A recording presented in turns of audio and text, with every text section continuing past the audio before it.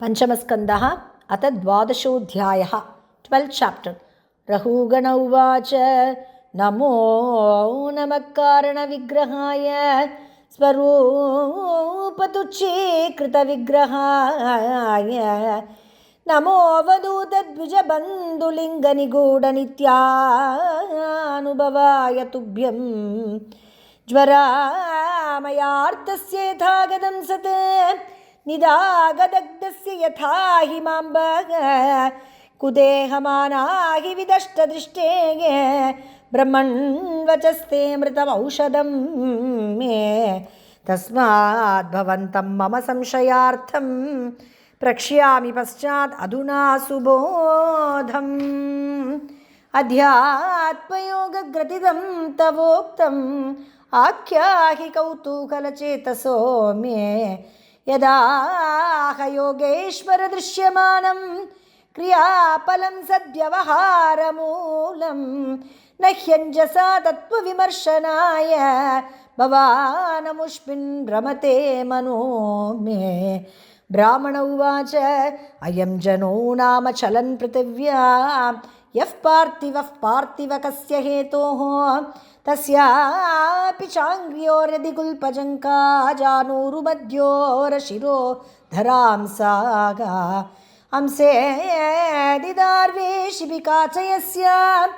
सौवीरराजेत्यपदेश आस्ते यस्मिन् भवान् रूढनिजाभिमानो राजास्पि सिन्धुष्पिति दुर्मदान्तः सोच्यानि मां स्वम् अधिकष्टदीनान् विष्ट्यानि गृह्णन्निरनुग्रहोऽसि जनस्य गोप्तास्मि विकथमानो न शोभसे वृद्धसभासु दृष्टः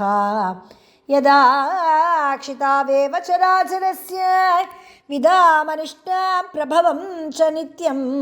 तन्नामतोऽन्यद्व्यवहारमूलं निरूप्यतां सत्क्रियानुमेयम् एवं निरुक्तं क्षितिशब्दवृत्तम् असन्निधानात् परमानवो ये अविद्यया मनसा कल्पितास्ते येषां समूहेन कृतो विशेषः एवं कृशं स्थूलमनुर्बृहत्यते असच्छ सञ्जीवम् अजीवमन्यते द्रव्यस्वभावाशयकालकर्मनाम्ना जयावेहि कृतं द्वितीयं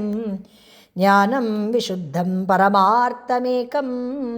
अनन्तरं तु अबहिर्ब्रह्मसत्यं प्रत्यक्प्रशान्तं भगवच्छब्दसङ्ख्यं यद्वासुदेवं कवयो वदन्ति रघुगणे तत्तपसा न याति न च युज्यया निर्वपणात् गृहाद्वा न छन्दसा नैव जलाग्निसूर्ये विना महत्पादरजोऽभिषेकं यत्र उत्तमश्लोकगुणानुवादः प्रस्तूयते ग्राम्यकथाविघातः निषेव्यमानोऽनुदिनं मुमुक्षोः मतिं सतीं यच्छति वासुदेवे अहं पुरा भरतो नाम राजा विमुक्तदृष्टश्रुतसङ्गबन्धः आराधनं भगवत ईहमानो मृगो भवं मृगसङ्गाददार्थः सा मां स्मृतिर्मृगदेहेऽपि वीर कृष्णार्चनप्रभवानो जहाति अतो अहं जनसङ्गादसङ्गः विशङ्कमानः अविवृतः चरामि तस्मान्नरो सङ्गसुसङ्गजातज्ञानासिने हैव विवृक्नमोहः हरिं तदिहा कथनश्रुताभ्यां लब्धस्मृतिः यात्यतिपारमध्वनः इति श्रीमद्भागवते महापुराणे पारमहंस्यां संहितायां पञ्चमस्कन्धे ब्राह्मणरघुगणसंवादे 12ोऽध्यायः श्रीहरये नमः श्रीहरये नमः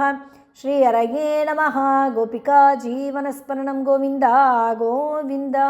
प्रेमिकेन्द्र सद्गुरुनाथ महाराज की जय।